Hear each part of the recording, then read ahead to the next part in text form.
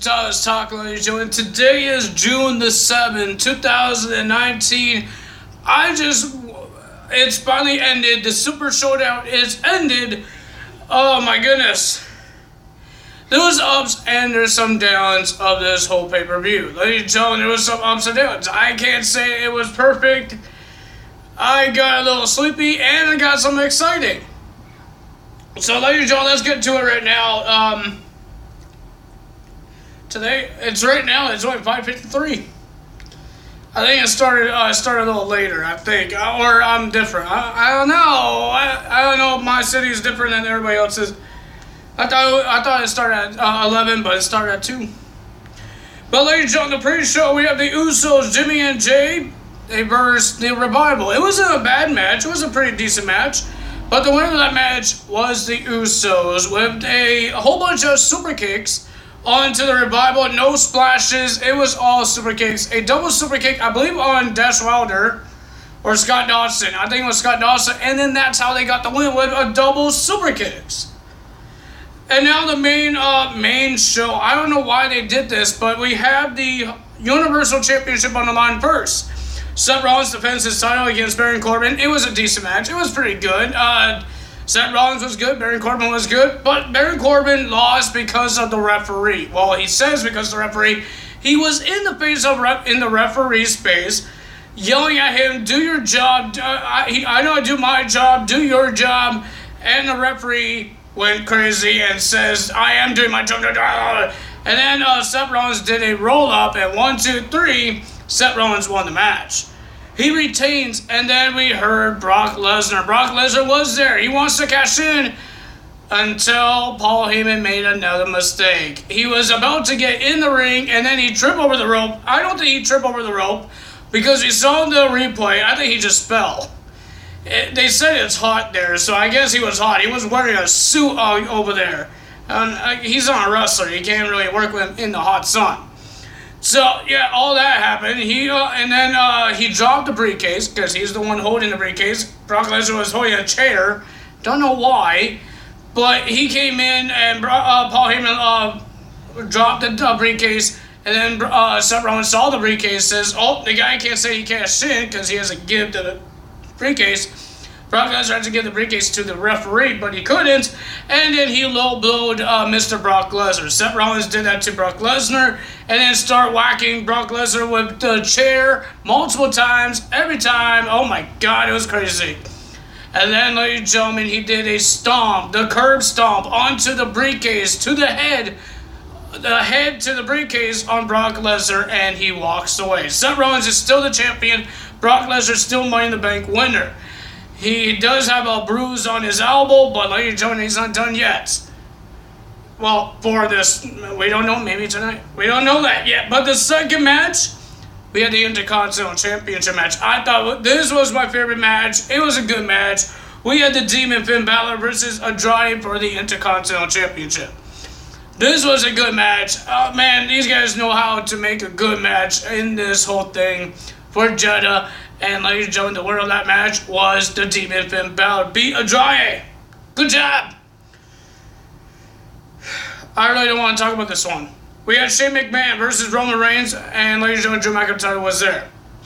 I got bored of this match, really bored, and then I got angry because of the ending. At the end, Roman Reigns did his throat thrusting, whatever, how they call it. I forgot what they call it.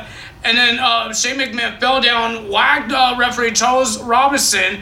I don't know how that's not disqualification because the referee saw Shane McMahon hit him.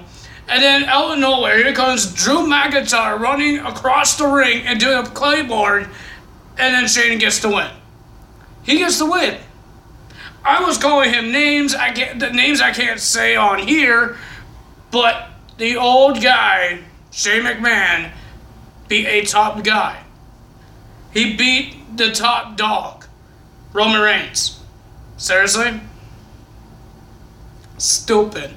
We have Lars Sullivan versus Lucha House Party. Gran Metalik, Kalisto, and Lince Dorado in a 3-on-1 handicap match. Guys, the Luchas just got killed. They got destroyed by Lars Sullivan, and somehow Lars Sullivan was bleeding through his mouth. The Lucha House Party had a chance, but ladies and gentlemen, they just got destroyed. They got themselves disqualified by doing a triple team onto Lars Sullivan. And then, ladies and gentlemen, when they done that, they were about to walk away until Lars Sullivan rolls out of the ring. And then Grandma's like, too stupid guy, he ran back to try and attack Lars Sullivan again. And he got a back body drop. And then Lindsay Dorado came in, got a freak accident onto the apron. And then Mr. Kalisto tried. He got a gorilla press slam onto the LED light on the ramp. They just got killed. Once again, this is another match I got bored. Really got bored. Randy Orton versus Triple H. People, I understand that why people think this is a great match. It's great because it's legend versus legend. These guys had history. But, come on, man. Seriously, I got bored. But the winner of that match with an RKO was Randy Orton. Triple H did something outside the ring. He threw him back in the ring, and then he came in, and then RKO out of nowhere. Randy Orton gets the win. Then we have Braun Strowman versus Bobby Lashley. I didn't get to watch this match because I had to take my dogs out because that time, that's when I take my dogs out. It's hot out. It's hot in here. They had to go outside, get some fresh air. So on here, it says Braun Strowman beats Bobby Lashley. I can't tell you how he won because I didn't watch the match. I'm sorry. Then we had the WWE Championship match, a match I was waiting for. Kofi Kingston versus Dolph Ziggler for the WWE title. This was a pretty good match. It was pretty good. The winner of that match was Kofi Kingston after a Trouble in Paradise to Dolph Ziggler, but we do get a rematch. I would tell you guys that. I don't remember all the matches, but I would tell you that right now while I could get on here. But hold on, guys. Then we had the Battle Royal. 50 men. Oh my God, that was a lot of people. But ladies and gentlemen, the guy from that plays John Daw, I forgot what it's called. Mansoor. If you guys don't know who this Mansoor is, I think we talked about him on NXT results. This guy is from that place. He was right there in his hometown. Mansoor from NXT won the match, last eliminating Elias. I was so happy for this kid. It's not an NXT TakeOver. This is a Raw and SmackDown Live pay-per-view, and he won a Battle Royal in his hometown, the largest Battle Royal in WWE history. The kid won. Guys, this is a match that everybody knew there was going to be a lot of botching. They just like Goldberg and Undertaker. We had the Undertaker versus Goldberg. Okay, guys, I don't know what to say about it. I really don't, because the Undertaker won. And Goldberg was bleeding a lot, man, on his head. He already made himself bleed by coming when he was doing his entrance. But ladies and gentlemen, the Undertaker won. We saw spears. We saw a brainbuster, almost like a jackhammer. We got choke slams. We had 2 stones. But ladies and gentlemen, the last choke slam got Goldberg down. 1, 2, 3. Goldberg has got beaten by the Undertaker. It was a good match. It was okay. Now, ladies and gentlemen, let's talk about Stomping Grounds, and we need to talk about the 24/7 title, because, ladies and gentlemen, it's funny. So, this is the matches that got name on during this whole this pay-per-view. We have Bayley versus Alexa Bliss for the SmackDown Women's Championship. We have Roman Reigns versus Drew McIntyre. We have Becky Lynch versus Lacey Evans for the Raw Women's Championship. We have Seth Rollins versus Baron Corbin for the Universal Championship in a rematch. And another rematch match. We have Kofi Kingston versus Dolph Ziggler for the WWE Championship, but this time in a steel cage.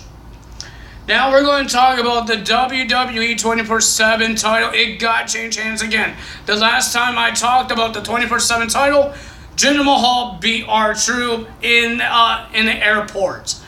And now, ladies and gentlemen, R-Truth is back as the 24/7 by pinning a sleeping Jinder Mahal on the plane. He pinned him, and ladies and gentlemen, there's a lot of creepy guys like Mojo Rawley, we saw No Way Jose, and I think Alberto Carrillo. Everybody was under blankets, and then he saw Jinder Mahal, and he went on top of him, and 1, 2, 3, the referee says, new champion. And then R-Truth just hide in the bathroom because everybody wants that 24/7 title. And he can't really hide anywhere else because he's in the plane. The plane was still flying and he couldn't do anything about it. So yeah, that R-Truth is like a 4-time champion now. Good job for R-Truth. But ladies and gentlemen, if you guys enjoyed this video, it wasn't a bad pay-per-view. I don't think it was a bad pay-per-view. It wasn't a big pay-per-view that me and Gremlin 13 should bet on. I think Stomping Ground should be the one that we bet on. So if you guys enjoyed this video, hit the like button, leave a comment below, hit that subscribe button, hit that notification bell, and I will see you guys tomorrow for Impact Wrestling results. Because ladies and gentlemen, it's Friday. I thought I won't be doing a video on Fridays, but I do videos on Fridays sometimes when they do these kind of pay-per-views. Ladies and gentlemen, that's all for me today. Tyler is out. Tyler's Talk is out. Bye-bye.